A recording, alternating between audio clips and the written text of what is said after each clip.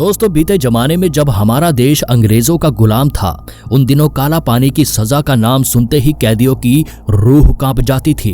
दोस्तों इस जेल को जहां काला पानी की सजा दी जाती थी उसे सेक्युलर जेल के नाम से भी जाना जाता था। इस जेल को अंग्रेजों ने अंडमान निकोबार की राजधानी पोर्ट ब्लेयर में बनाया था।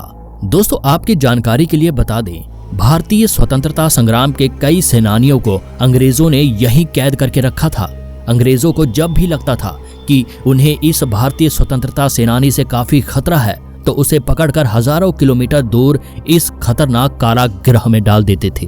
काला पानी का मतलब ही होता है मृत्यु का स्थान, यानी कि जिस भी व्यक्ति को कैदी बनाकर यहाँ पर लाया जाता था वो यहाँ से लौटकर कभी भी जिंदा वापस बाहरी दुनिया में नहीं जा पाता था और इसी जेल में उसकी मौत भी हो जाती थी। ये जेल अंग्रेजों द्वारा भारतीय स्वतंत्रता सेनानियों पर किए गए अत्याचारों का गवाह है। इस जेल की सबसे बड़ी खासियत ये थी कि यहाँ से भागना लगभग नामुमकिन था। अगर कोई कैदी भागने की कोशिश भी करता तो उसकी समुद्र की लहरों में डूबकर मौत हो जाती थी। जी हाँ दोस्तों, बिल्कुल सही सुना आपने। ये जेल चारों ओर से समुद्र से घिरा हुआ था। ऐसे में अगर कोई कैदी भागने की कोशिश करता तो इन्हीं समुद्र की लहरों में समा जाता था। काला पानी की सजा इतनी खतरनाक होती थी, अगर आप इसके बारे में सुनोगे तो आपके रोंगटे खड़े हो जाएंगे। बताया जाता है कि यहाँ कैदियों से कोल्हू के बैल की तरह तेल निकलवाने के लिए काम कराया जाता था। काला पानी की सजा ऐसी थी कि यहाँ कैदी ना तो ठीक से सो सकते थे और ना ही ठीक से बैठ सकते थे।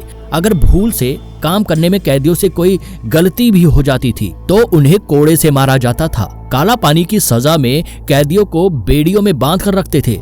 ये बेड़ियां कैदियों के लिए काफी कष्टदायक होती थी। इनमें कैदियों की हाथ, पैर, घुटने, गर्दन सब कुछ बंधे होते थे, जिसमें इंसान उठ बैठ भी नहीं सकता था।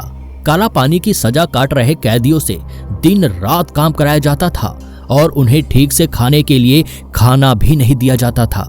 यही वजह है कि कई कैदी यहाँ कुछ दिनों बाद अपना दम तोड़ देते थे।